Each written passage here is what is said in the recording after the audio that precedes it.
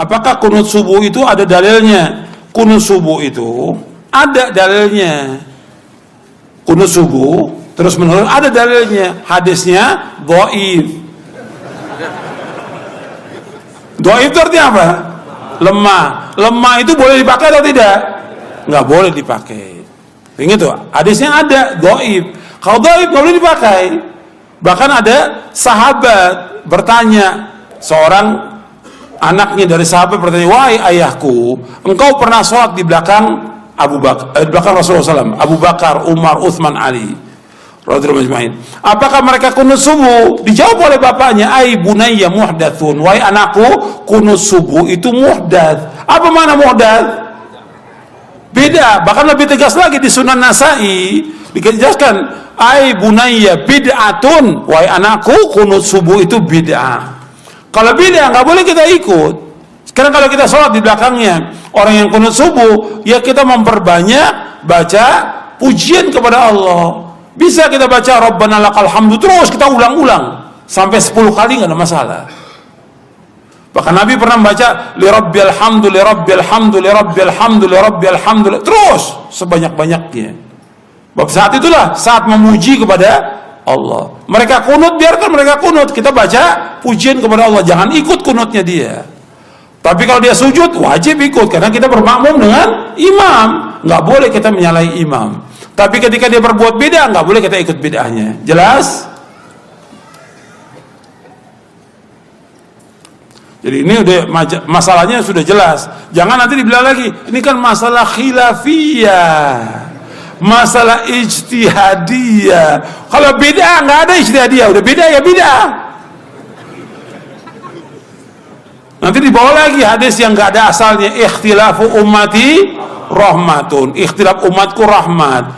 Kalau gitu kita balik, bersatunya umatku adalah azab. Nggak terima dia, karena ini memang nggak ada asalnya hadis ini, ikhtilaf nggak ada asalnya. Nggak ada dari Nabi, nggak ada dari sahabat, nggak ada sama, nggak ada asalnya sama sekali.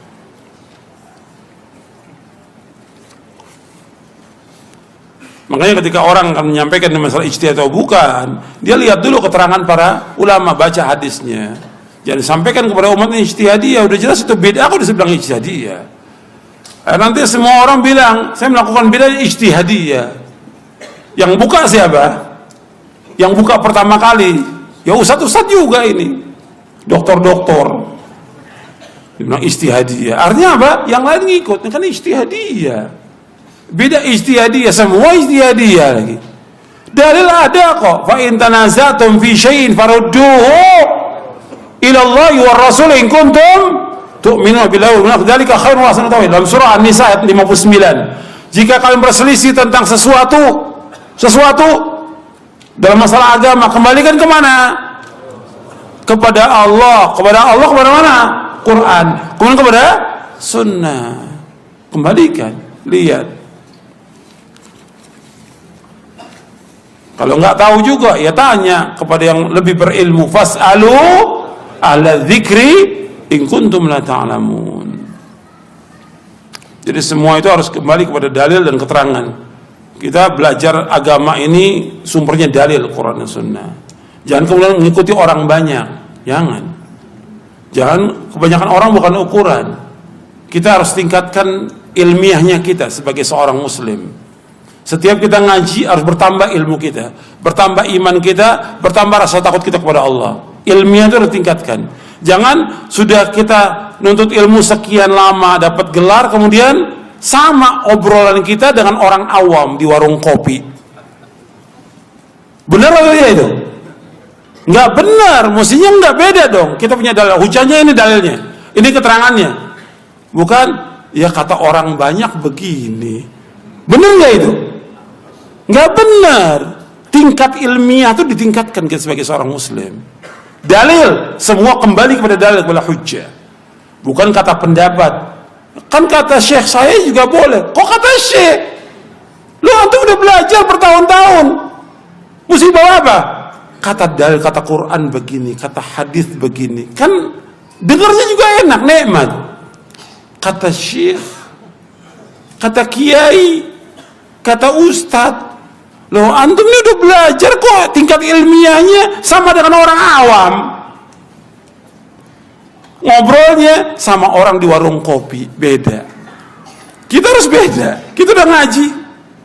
Kita punya rujukan. Harus punya hujjah dalam kita beragama ini. Bukan kata orang. Bukan kata orang banyak. Ya nanti kalau nggak begini kita, ya begini. Itu bukan hujjah. Dalil kalau hujah itu. Bukan kalau nggak begini nanti gimana? Kalau kita umpamanya nih, contoh yang udah kejadian. Kalau kita nggak ikut pemilu nanti begini. Itu dalilnya siapa? Orang awam di warung kopi. Bukan dalil, bukan hujah. Jelas. Antum tingkatkan tuh, tingkat ilmiah antum tingkatkan. Semakin ngaji, semakin paham tentang agama ini. Semakin meningkat ilmu kita, semakin tambah iman kita, semakin tambah rasa takut kita pada Allah. Enggak membolehkan menggampangkan masalah-masalah agama ini, enggak boleh. Meskipun orang banyak sudah ngomong bagaimanapun juga, enggak bisa. Saya umpamakan contoh lagi, masalah besar umumnya, berkaitan dengan jihad. Jihad, masalah besar, berkaitan dengan nyawa, berkaitan dengan darah, berkaitan dengan istri, anak, dan semuanya. Dunia akhirat. Nggak bisa kita katakan, menurut saya fatwanya, ya karena orang diintimidasi, ya wajib jihad. Lu nggak berhak jihad. Kita bicara, para dai, para ulama nggak berhak mengatakan tentang jihad atau perintah jihad. Yang wajib memerintahkan jihad siapa? Ulil amri. Tuduhkan tuh, jangan menang semangat kembali kepada orang awam, tidak lagi mengendahkan dalil. Jelas ini. Banyak ada orang semangat. Ada kejadian di satu tempat, kita jihad. Nggak bisa jihad. Yang mengumumkan jihad hanya ulul amri yang punya hak dengan dasar Quran dan Sunnah. Bukan setiap orang nggak punya hak. Sekarang banyak itu para dai jihad. Mau jihad sama siapa? Mau merangin kaum muslimin juga? Nggak boleh. Darah kaum muslimin lebih berharga dari dunia dan seisinya. Bahkan lebih berharga darahnya kaum muslimin daripada Ka'bah yang mulia. Ini perhatikan, kita harus hati-hati dalam masalah ini. Tingkatkan ilmiah kita, belajar kita harus tambah ilmu kita, jangan tambah turun. Tambah ngaji, tambah dakwah, tambah turun. Bukan duduknya ulama, orang yang ngerti hadis, duduknya sekarang masih apa? Mantan penyanyi. Ini tambah turun. La haula wala quwwata illa billah. Jadi kan tingkat ilmiahnya nggak benar seperti ini, nggak berpikir dia. Ajak dia berpikir yang waras. Untuk benar ini agama, bukan main-main.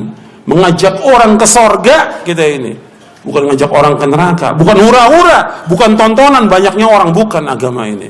Jelaskan yang hak itu hak, yang batil itu batil. Tauhid tauhid, syirik syirik, sunnah sunnah, beda beda. Kita ngajak orang kepada keselamatan dunia akhirat, bukan mengajak ramenya orang, banyaknya orang, bukan. Tapi bagaimana kita tanggung jawab dari Allah pada hari kiamat, para dai, para ustadz, ngajaknya benar enggak, ikhlas karena Allah atau tidak, jujur atau tidak dia dalam dakwah ini, akan ditanya oleh Allah pada hari kiamat. Kita harus tambah takut kita kepada Allah, karena umat ini butuh penjelasan kita supaya dia paham tentang agama dan mereka kembali ke jalan yang benar.